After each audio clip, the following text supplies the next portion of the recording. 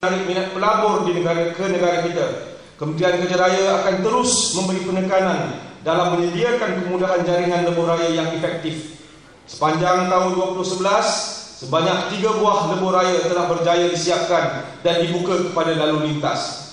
Antaranya ialah lebuh raya Senai Desaru, SDE, lebuh raya Latar yang menghubungkan Kuala Lumpur dan Kuala Selangor, serta lebuh raya Pantai Timur Fasa 2. Pelbagai perancangan juga telah dilakukan dengan mengambil kira kepentingan jaringan rangkaian jalan di negara kita dalam merancangkan kegiatan ekonomi dan keselesaan rakyat.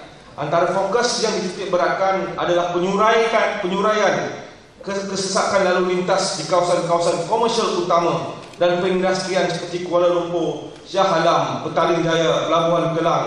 Beberapa lebuh raya yang dirancang untuk dibina termasuklah lebuh raya lingkaran luar Kuala Lumpur, Klo, lebuh raya Damansara, Shah Alam, lebuh raya Sedang Kirara, Skip, lebuh raya Kirara, Petaling Jaya, Damansara, Kidex, lebuh raya Sungai Besi, Ulu Kelang, dan lebuh raya Pantai Barat, LPB. Saya optimis apabila terlaksananya rancangan pembangunan lebuh raya ini, perjalanan yang lebih selesa dan kondusif akan dapat dinikmati sekaligus memangkinkan pertumbuhan ekonomi negara. Tetapi dalam pembinaan lebuh raya, lazimnya cabarannya bukan terhenti setakat apabila lebuh raya itu siap. Cabaran yang lebih besar menanti, iaitu bagaimana harga tol yang hendak dikenakan kepada pengguna-pengguna lebuh raya. Kerana hari ini kita lihat banyak rumputan, banyak rumputan lebuh raya yang harganya tolnya bagi sebahagian pihak kata agak tinggi dan sebagainya. Walaupun secara umumnya saya boleh katakan tol yang kita kenakan di dalam negara kita ini jauh lebih murah daripada kebanyakan negara yang saya lawati.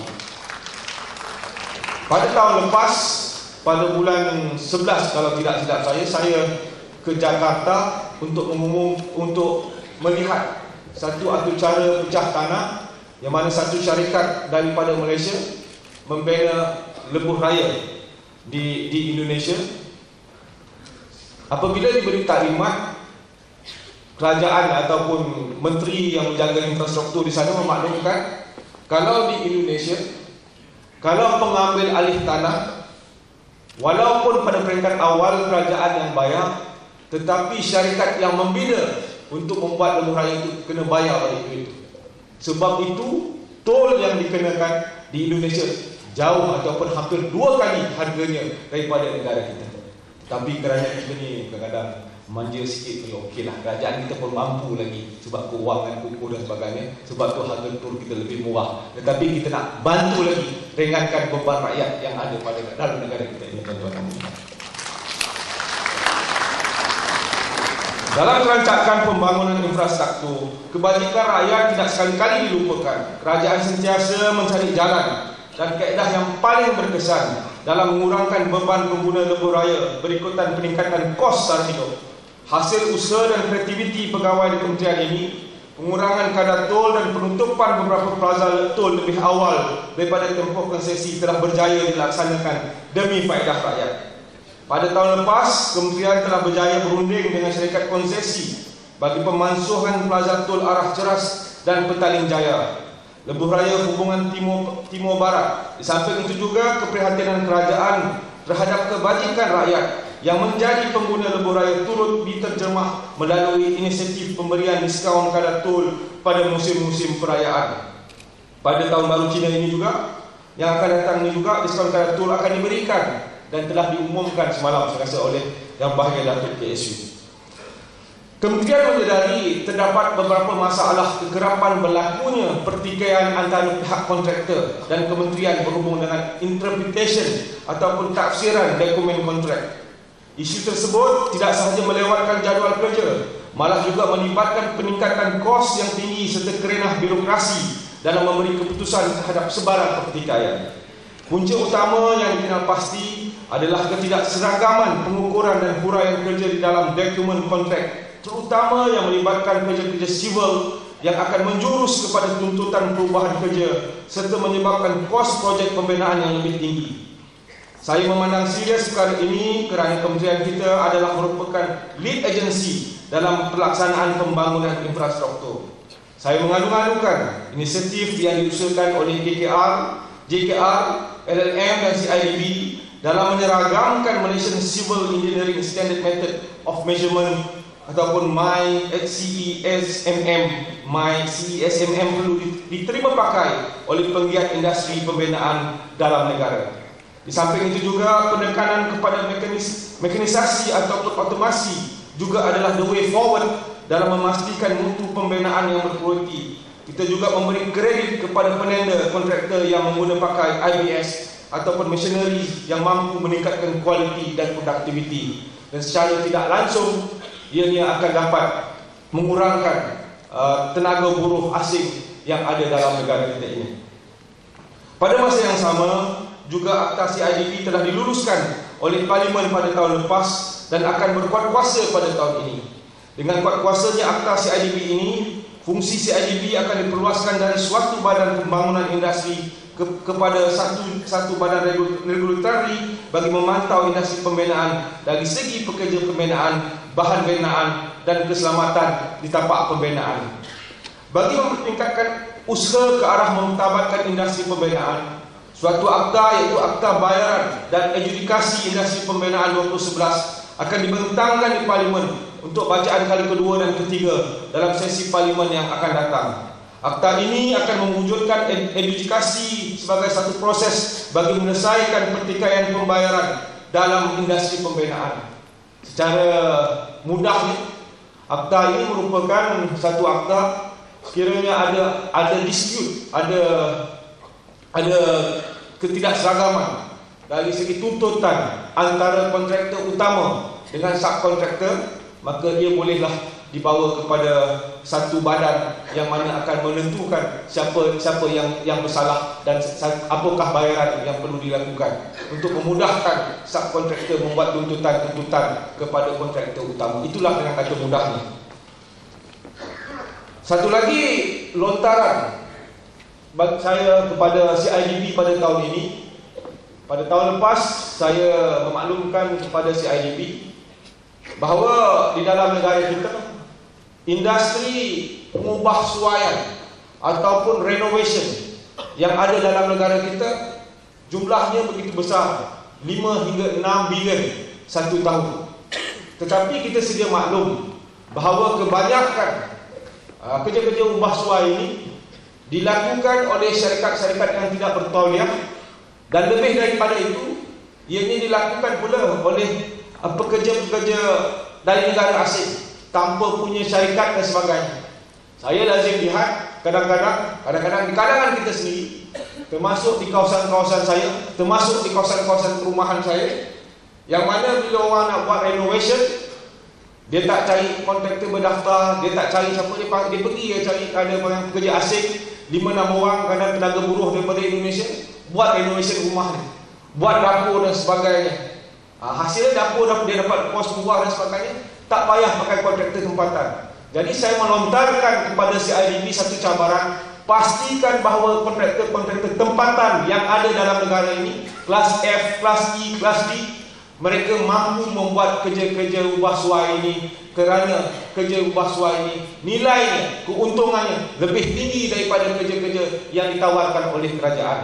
Saya percaya di bawah kepimpinan Datuk Seri Judin selaku ketua ataupun ketua pegawai eksekutif CIDB akan mampu membimbing tenaga dirasa CIDB untuk melatih generasi muda untuk masa depan, untuk menguasai industri ubah suai yang ada dalam negara kita ini, yang nilainya antara 5 hingga 6 bilion ringgit satu tahun. Bayangkanlah kalau nak tunggu kerja-kerja penyelenggaraan kerajaan ataupun kerja-kerja maintenance, kerajaan hanya memperuntukkan antara 500 hingga 1 bilion ringgit setahun. Tetapi industri ini sendiri nilainya adalah 5 hingga 6 bilion ringgit.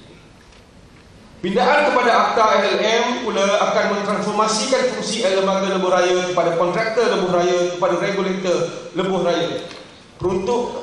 Peruntukan baru yang dicanangkan membolehkan lembaga lebuh raya memainkan peranan yang lebih berkesan dalam memantau prestasi syarikat konstruksi lebuh raya serta memperluaskan lagi peranan penguatkuasaannya. Pada tahun ini juga Kementerian Kerja Raya akan membentangkan pindaan 3 akta profesional, iaitu Akta Pendaftaran Jurutera, Akta Arkitek dan Akta Juruperubahan bagi mencerminkan komitmen Malaysia ke arah liberalisasi sepenuhnya bagi sektor perkhidmatan profesional dalam tahun 2012. Dengan pindaan kepada 3 akta profesional ini, profesional asing dibenarkan untuk menumbuhkan praktis firma di Malaysia. Kita sebagai pemudah cara industri ini pula merealisasikan matlamat akta tersebut. Bagi merealisasikan hasrat kerajaan untuk perbelanjaan berhikmah, aspek pengurusan nilai ataupun value management amat dititik beratkan di dalam pelaksanaan projek-projek kerajaan pada masa ini. Ini bagi membolehkan setiap projek yang dilaksanakan dapat diuruskan dengan baik oleh agensi pelaksana dan memberikan nilai untuk wang sejajar dengan matlamat pelaksanaan sesuatu projek. Di dalam rancangan Malaysia ke-10, kerajaan telah mengarahkan semua projek bernilai ringgit Malaysia 50 juta dan ke atas perlu melalui proses pengurusan nilai. Jabatan Kerja Raya sebagai agensi teknikal terbesar di negara kita telah diberi tanggungjawab untuk melaksanakan value engineering ke atas semua projek-projek yang akan dilaksanakan. Hasilnya begitu jelas dan saya dimaklumkan terdapat penjimatan kos projek sebanyak 5 hingga 10% dicapai melalui proses ini. Ini bermakna jika kita betul-betul memperhalusi dan meneliti setiap projek di bawah tanggungjawab kita dengan baik, impak yang terhasil bukan sahaja dari segi kos, malahan juga kepada image dan kredibiliti jabatan tersebut. Rakyat juga tidak akan sanksi dengan keupayaan kita dalam melaksanakan projek kerajaan. Realitinya pada masa ini telah banyak projek-projek kerajaan dilaksanakan oleh pihak swasta melalui konsep private public partnership ataupun PPP.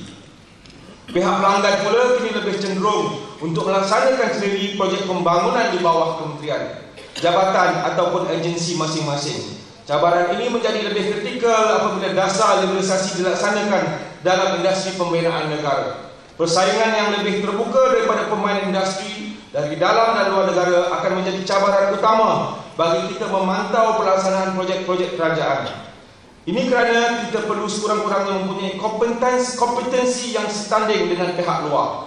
Oleh demikian, kita perlu berani membuat anjakan pembaruan dengan kapasiti yang ada bagi memastikan perkhidmatan yang diberikan adalah melebihi tuntutan pelanggan.